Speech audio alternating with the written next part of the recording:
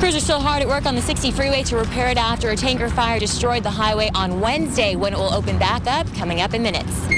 The Paramount Boulevard Bridge. Christina Pascucci live in Montebello right now, where crews are working at this hour. Christina, good morning. Good morning. Welcome.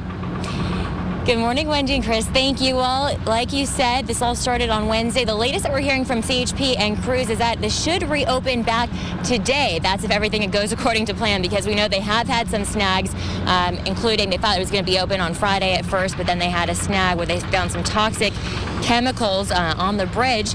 Of course, this all started when a huge tanker carrying thousands of gallons of gasoline, it caught fire. It came to rest under this Paramount Bridge, heavily damaging it and the highway below. Crews had thought they'd be done with repairs by yesterday. Like I said, they have had many setbacks, and so now they're telling us the highway will reopen today. That's, though, if everything goes according to plan.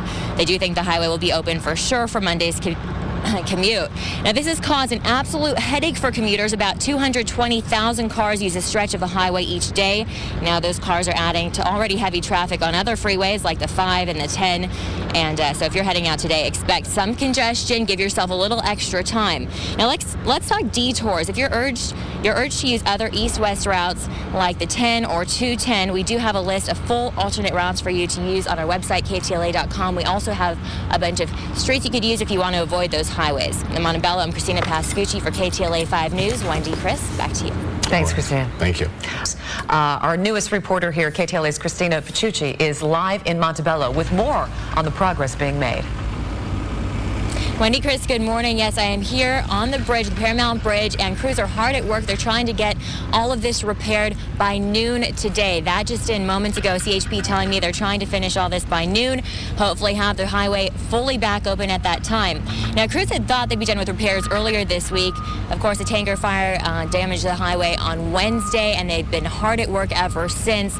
They thought it would be open yesterday, then they had some snags, one of which they found some toxic material in the bridge. They also found a conduit in the bridge which they couldn't cut because that would have affected thousands of customers. CHP filled us in on all the progress being made. Pretty much have completed all the demolition of the actual bridge. What's remaining now is a cleanup of the actual debris that was left on the roadway. As soon as that debris is cleaned up and the roadway is cleared, Caltrans has advised that they should be opening the roadway at sometime around noon today.